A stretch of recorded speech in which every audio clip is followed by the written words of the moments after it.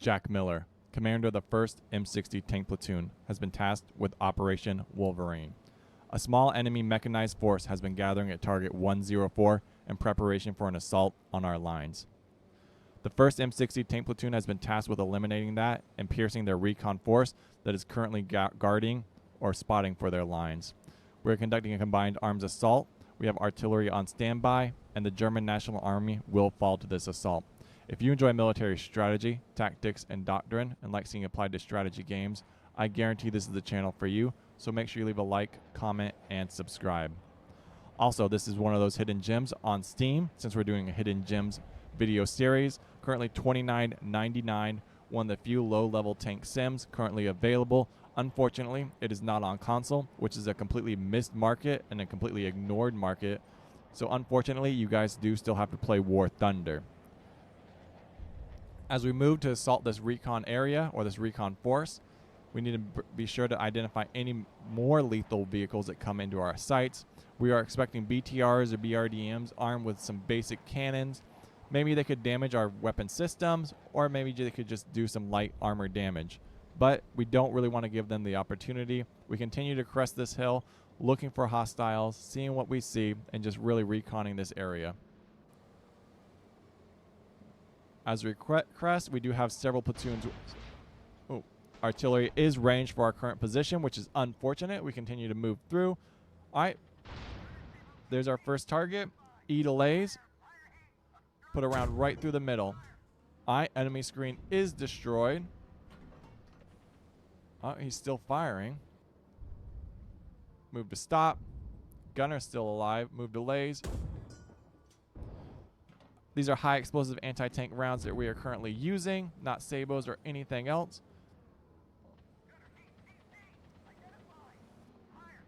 This is the world's strongest gun I've ever seen.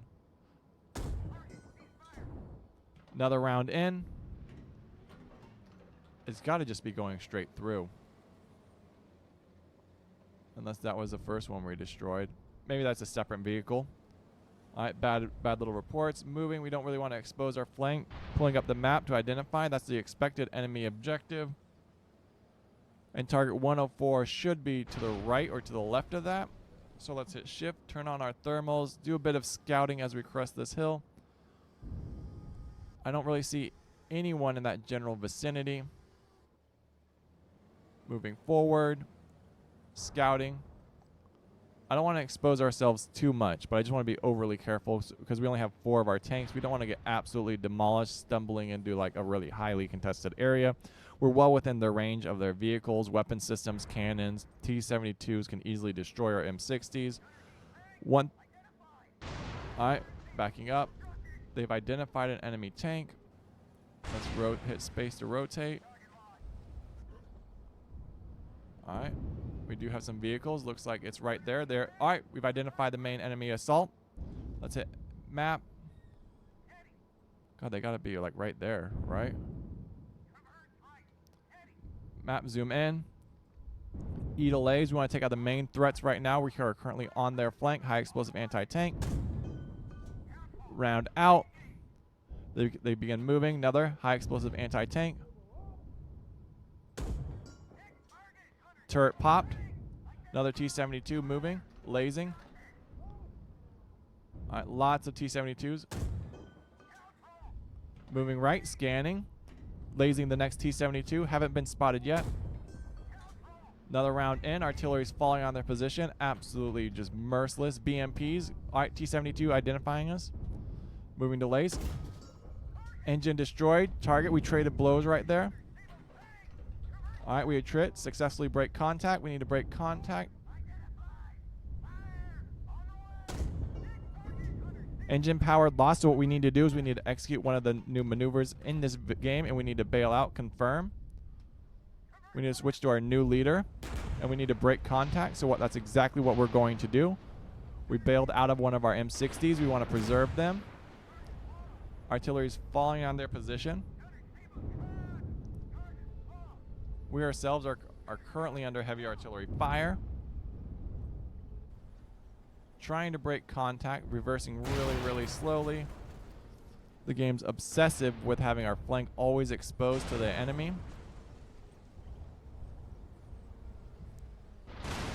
Alright, that artillery could do a lot of damage. Let's rotate completely.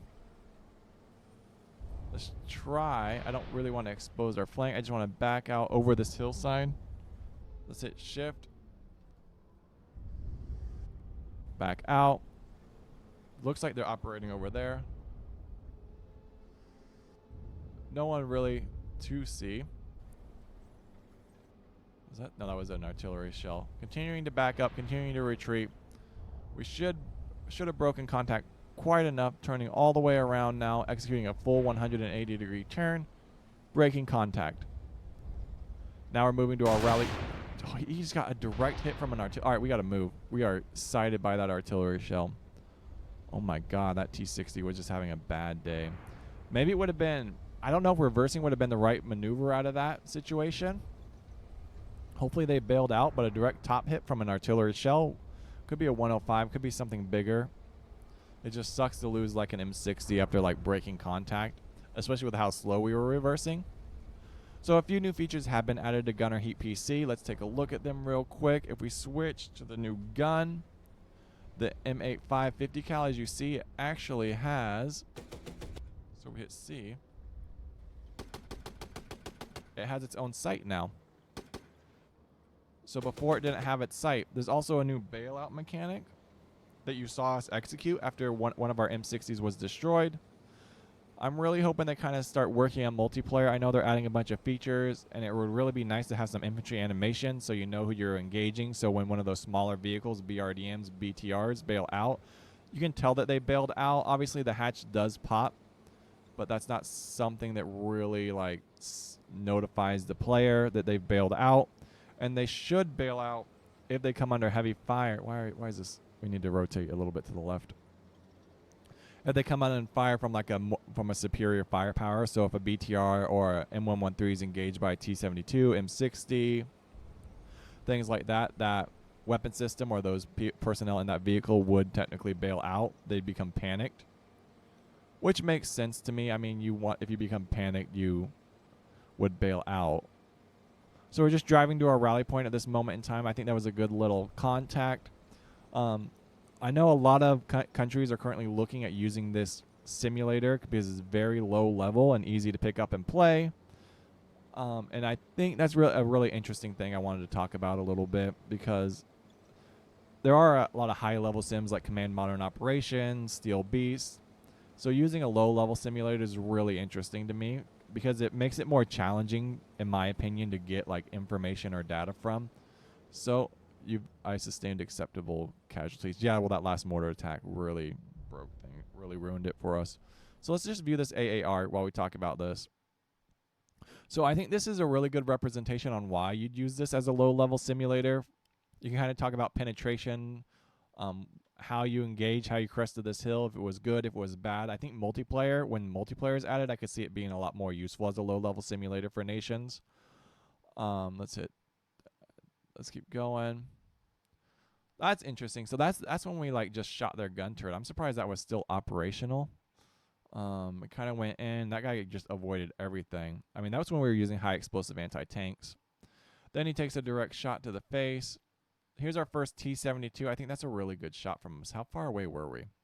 I still don't like, a lot of things bother me about this. It's hard to tell on the map how far your engagement range is. Like just judging it, I think that there are a lot of improvements that could be made to the map, in my opinion. I'm going to be overly judgmental.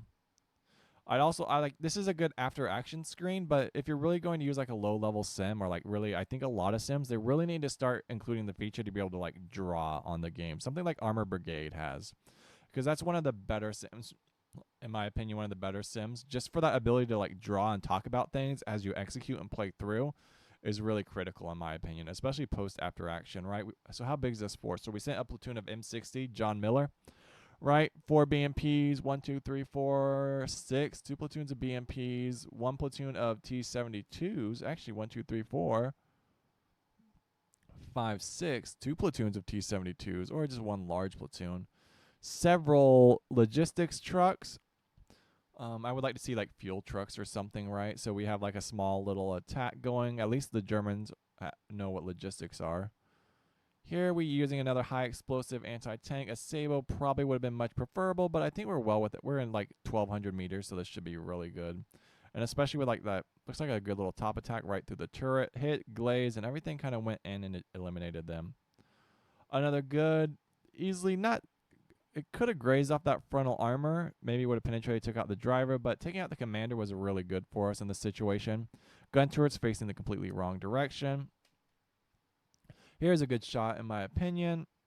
Right through the gun turret, gunner, commander, easily eliminated. They're going to have a bad time, but they were able to get a shot off on us, right?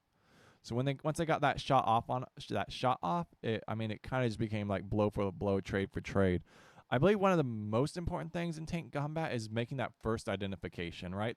Shoot first, and then you live first. I think even in my book Spearhead, I'm going to plug my book club, and the book we're currently reading talks a lot about that. Easily gunner down, and then these are all of our stuff. I think that's a really good, really good. Look that like went through. That's really cool. I think that the after action reports are always really good to look at. I wonder if our artillery was really off. I don't get to see our artillery. Bummer. All right, guys. One of the few tank sims that you can kind of just play low level, pick up and play. It's improved a lot. Still continues. In my opinion, needs to continue to improve at this moment in time. I kind of wish it would have released in this state.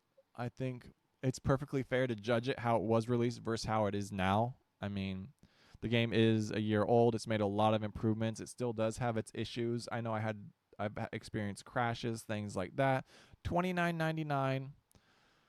Something to consider if you just want to play a really low level introductory tank sim. And I wish it would just come to console instead of just waiting for other developers to like build that market for them. Like if you get there first, you can kind of do something. I mean, there's no like co-op tank game on console. I mean, there's like War Thunder and everything else, but like tank commander games where one person mans a tank turret and then the other person commands it. Obviously, there is Hell Let Loose, but that's PvP. There's really a market for these PvE sims, in my opinion, that a lot of people are ignoring. All right, guys.